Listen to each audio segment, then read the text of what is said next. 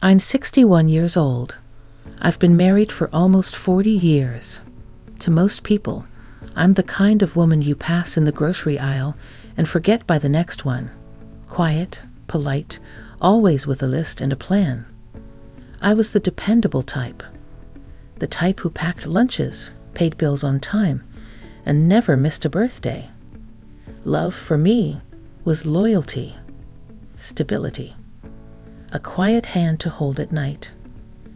I never looked for anything more. I thought I didn't need to. But what happened that day changed how I see everything.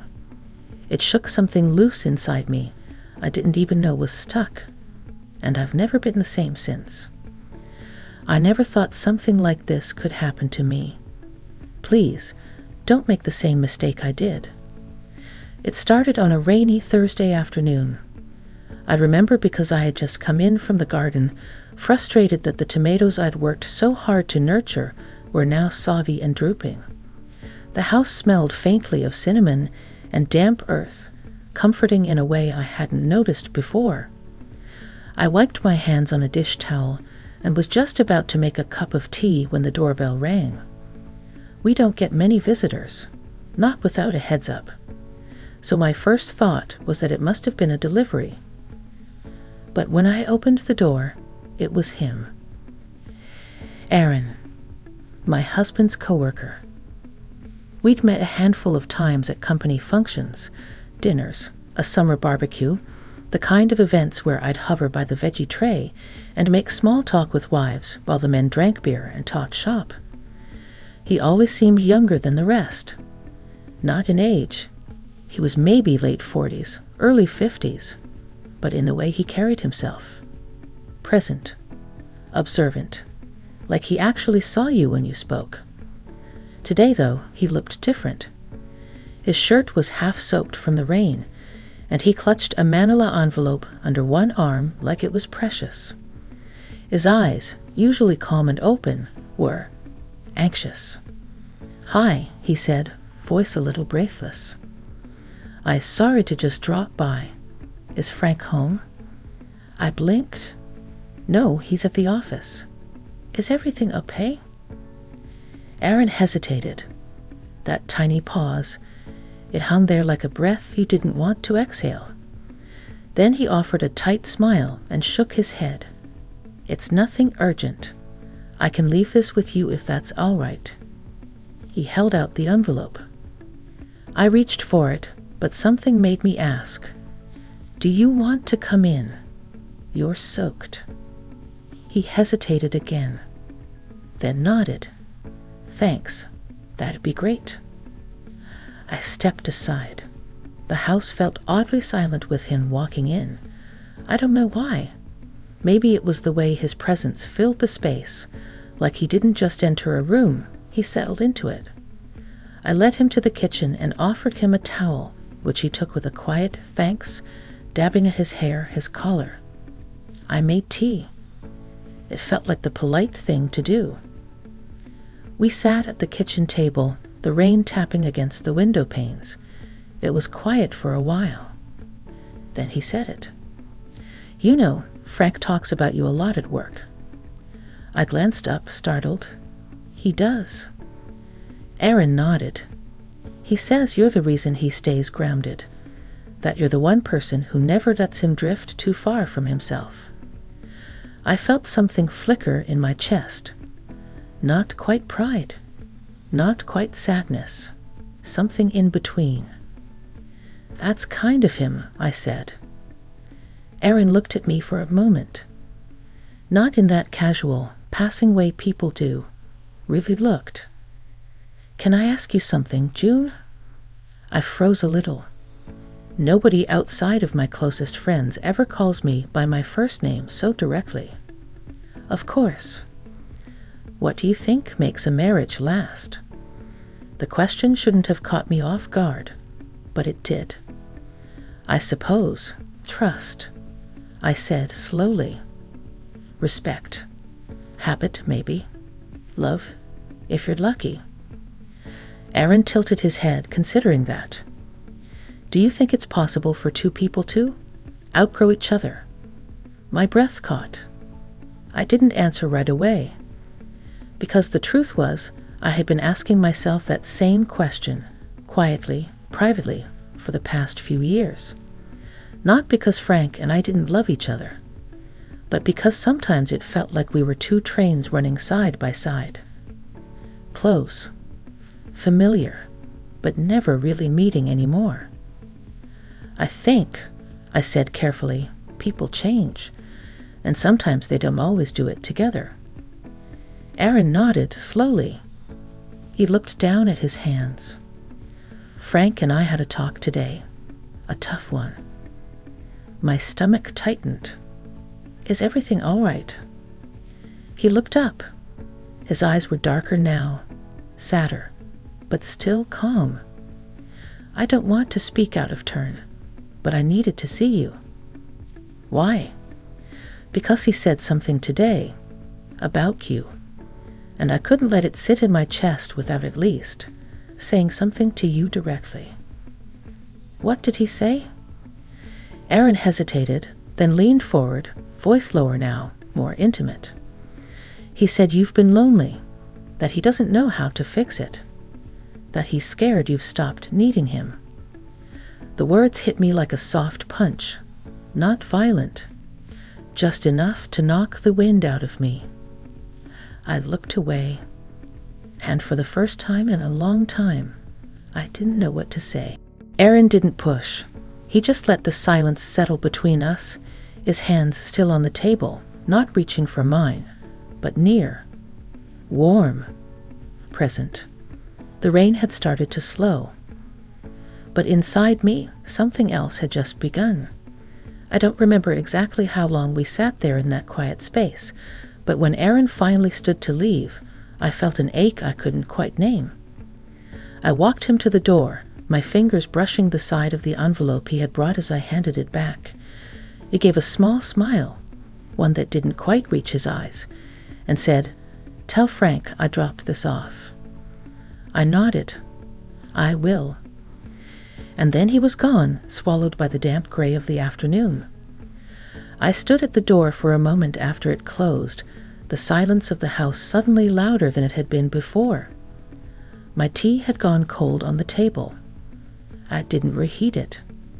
I just sat back down, staring out the window, my thoughts louder than the rain.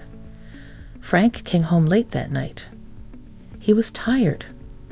I could see it in the way he moved, slower than usual, like the weight of the day still hung on his shoulders. He kissed my cheek absently as he walked in and loosened his tie. "There's something from Aaron on the counter," I said. He glanced at it. "Ah, right. He mentioned he might stop by." He did. Frank looked at me, then nodded, as if there was something more he wanted to say, but didn't. I watched him quietly. His shirt collar was still creased from the long day. His hands trembled slightly as he pulled out his phone and scrolled through emails, even though he was home and no one would blame him for just stopping for a moment. "Frank," I said gently, "can I ask you something?" He looked up. "Do you think I've changed?" The question hung in the air between us. He blinked slowly, caught off guard. "What do you mean?" "I mean, over the years. Do you think I'm different than the woman you married?" He put down the phone. "Of course you've changed. We both have. It's been nearly 40 years. But have we changed together?" He didn't answer right away. Instead, he ran a hand through his hair, then sighed. "Sometimes I don't know how to reach you anymore, June. You're still here, but you feel far." I swallowed hard. I could say the same. We didn't talk much more that night. We went through the motions, brushing our teeth side by side, changing into pajamas, lying in bed shoulder to shoulder but miles apart. I kept thinking about what Aaron had said. Not just the words, but the look in his eyes. The way he had seen me. Really seen me. The next few days passed quietly. Frank buried himself in work. I kept myself busy, folding laundry, watering plants, running errands. But in every quiet moment, Aaron lingered in my thoughts. I didn't expect to see him again so soon. It was Sunday afternoon, and I was at the farmer's market just outside of town. I go there every week. There's a woman who sells handmade soap that I like, and the man at the honey stand always gives me a discount because I bought from him once when he was just starting out.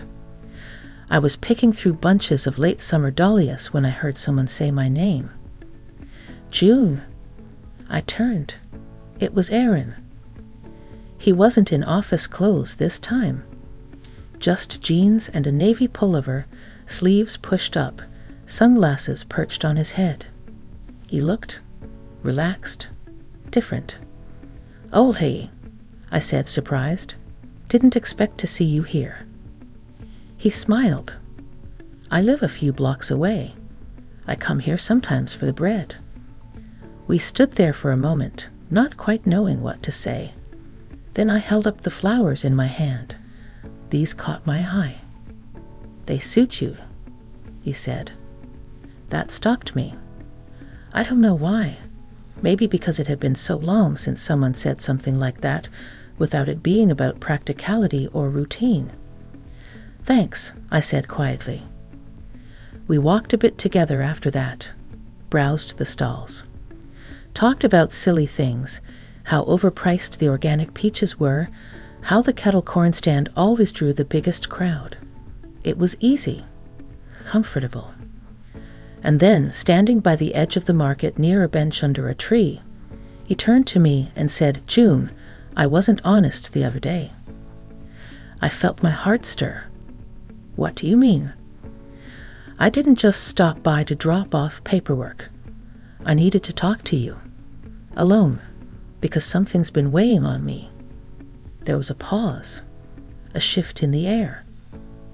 "I've been working with Frank for 8 years," he said, "and I respect him. But I see things he doesn't, or maybe things he chooses not to." I didn't move, didn't breathe. "You deserve more than being seen as dependable," he said, voice soft now. "You deserve to feel alive." His words hit something deep inside me, something tender I hadn't touched in years. I should have walked away, but instead I asked, "Why are you saying this to me?" Aaron looked at me with a quiet intensity. "Because I care about you more than I should. And I think maybe you feel it too." I didn't respond. I couldn't. Because part of me wanted to run, and part of me didn't want to leave that moment behind. The drive home from the market felt longer than usual. I remember gripping the steering wheel harder than I needed to, my knuckles pale against the leather. The dahlias lay on the passenger seat beside me, their colors too vivid, too alive for the heaviness inside my chest. I didn't turn on the radio. I needed silence. I needed to hear my thoughts. Only they weren't thoughts, exactly. They were feelings, sensations. A thrum in my chest, an ache in my ribs, the echo of Aaron's words ringing louder than anything else. You deserve to feel alive. That evening, I didn't tell Frank I'd run into Aaron. I cooked dinner. Lemon chicken with roasted potatoes, the kind he liked. We ate quietly, the way we always did. We asked each other about our days, not to discover something new, but to maintain the rhythm. Afterward, he went to the den to watch the news. I cleaned the kitchen slowly, methodically, as though if I scrubbed hard enough, I could rinse the heat from my skin. But I couldn't. Later that night, I sat alone on the back porch. A soft breeze lifted the edges of my nightgown, and the sound of crickets filled the quiet. I wrapped my arms around myself, not from cold, but from a weight I didn't know how to carry. Had I really been lonely this long? Had I really buried parts of myself so deep that someone else could find them before I even realized they were missing? And why did it feel so good and so terrifying to be seen? The next morning, I found myself checking my phone more than usual, hoping for a message, trading it too. Nothing came. But the next day, it did. A short message. Just, "Would you meet me for coffee? Just to talk. I'll respect whatever you decide. No pressure. No games. Just that." I stared at it for what felt like an hour.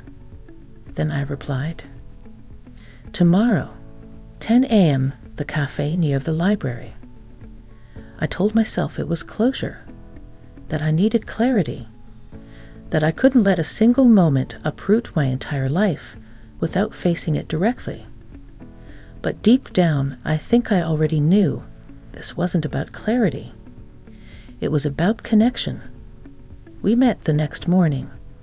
The cafe was quiet, tucked between a bookstore and a consignment shop. The kind of place with mismatched chairs and handwritten chalkboard menus. I arrived early, already seated with a cup of black coffee when Aaron walked in. He spotted me immediately and gave a small nod before joining me at the table. "Thank you for coming," he said. I folded my hands around the warm mug. I didn't come for anything dramatic. I just needed to understand. "I know." He looked tired, or maybe just thoughtful. There was something softer about him than before. "I didn't plan this," he said. "I didn't come into your home thinking I feel anything more than professional respect. But when I looked at you, June, I saw someone who had built her life around other people's needs, and I couldn't stop thinking about what was left for you." I looked down. "You make it sound like I'm someone to be pitied." "No." Admired, but also recognized. I took a slow breath. "I don't know what I'm doing," I admitted. "Don't know what this is." "It doesn't have to be anything. I just want you to know someone sees you. Someone listens." The words sat between us, heavy but not unwelcome. He reached out then, carefully, not assuming. His hand rested on the table, palm up. An invitation, not a demand. I looked at it, and I placed mine gently over his. Not out of recklessness, not out of longing, but out of a quiet, undeniable truth. I had forgotten what it felt like to be touched with reverence. We sat like that for a long time. No one rushing us, no expectations. Just two people bound by something delicate and unexpected. When we stood to leave, he walked me to my car. The air was warm. A soft breeze stirred the leaves above us. "I don't want to ruin your life," he said quietly. "You're not," I said, "but you might be reminding me to look at it." I didn't kiss him. He didn't ask me to. But something had shifted, gently, permanently. I drove home in silence again, but this time it didn't feel empty. It felt full. Like I'd opened a door inside myself I didn't even know was locked. I didn't sleep much that night. I lay beside Frank, listening to the soft rhythm of his breathing. The man I had built my life with. The man who had shared my triumphs, my losses, the years that crept by quicker than either of us expected. His hand brushed mine in the dark, out of habit more than tenderness. Still, I didn't pull away. How do you measure a lifetime of loyalty against one moment of awakening? The next morning, I made pancakes. Not from a box, but from scratch, the way I used to when the kids were still home. Frank came in, surprised. "Pancakes on a Monday?" he asked with a sleepy smile. I shrugged. Felt like doing something different. He poured coffee and kissed the top of my head. For a brief second, I closed my eyes and let the warmth of it settle. but it wasn't the same.